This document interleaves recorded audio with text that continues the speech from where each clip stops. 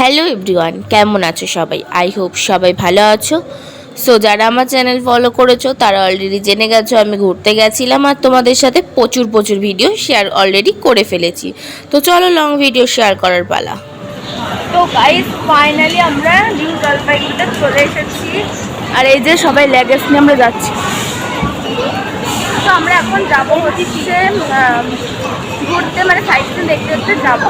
তো চলো, জানি না কতটা ভয়েস শুনতে পাচ্ছ তোমরা, যেহেতু আমার কাছে মাইক নেই। তো চলো জলপাইগুড়ি। ভিডিও শুরুতেই আমাদের যাওয়ার জার্নিটা তোমাদের সাথে একটু শেয়ার করে রাখি, যেহেতু আমার বাড়ি বনগাঁতে।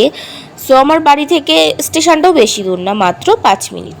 তো যাই হোক, বাবার গাড়ি ছিল, বাবা আমাদের সবাইকে স্টেশনে নামিয়ে দিয়ে এসেছিল। তো আমরা সবার ফার্স্ট বনগাঁ টু শিয়ালদা যাই। শিয়ালদায় নেমে কিছুক্ষণ ওয়েট করার পর আমাদের নেক্সট ট্রেন আসে, মানে যেটা করে আমরা নিউ জলপাইগুড়িতে যাব।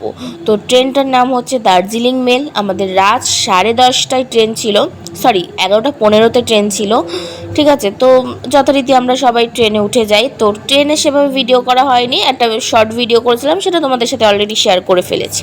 তো যাই হোক, তারপর দেখো আমাদের গাড়ি পাঠানো হয়েছিল, মানে আমরা যে ট্যুরিস্টের থেকে গেছি, তো সেখান থেকে আমাদের জন্য গাড়ি পাঠিয়েছিল। সেই গাড়ি করেই পরিবেশের দৃশ্য, চারিদিকের ভিউ দেখতে দেখতে আমরা যাচ্ছিলাম। আর এই যে নদীটা তোমরা দেখতে পাচ্ছ, তোমাদেরকে আমি দেখাচ্ছিলাম। তো নদীটার নাম হচ্ছে তিস্তা নদী। নদীটাতে এতটা, মানে এতটাই ঢেউ, দীঘা পুরীর থেকেও বেশি। তোমরা যারা যারা নিজের চোখের সামনে দেখেছো নদীটার, তারা অবশ্যই জানো যে নদীতে কতটা ঢেউ। এবার বলি আমার কথা, আমার চোখ মুখ দেখে বুঝতে পারছো আমার চোখে কতটা ঘুম ছিল। আর থাকবেই না, কেন?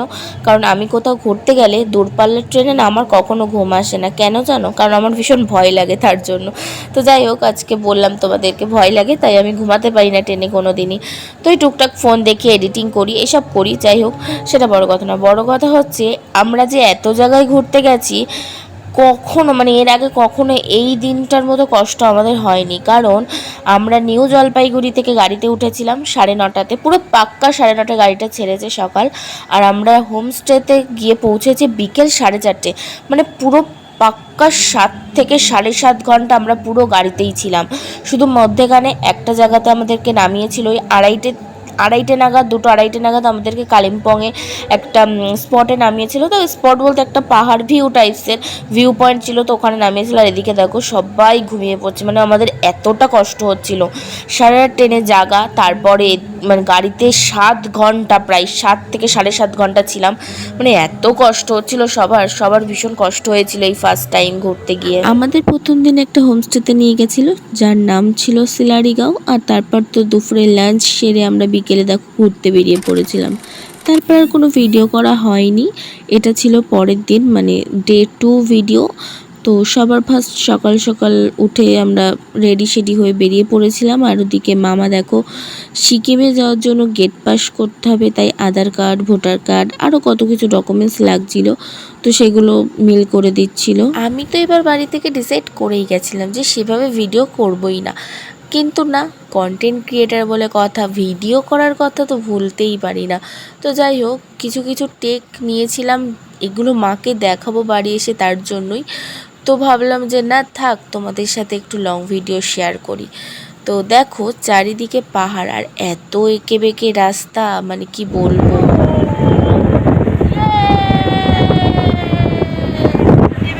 হ্যাঁ বাবা,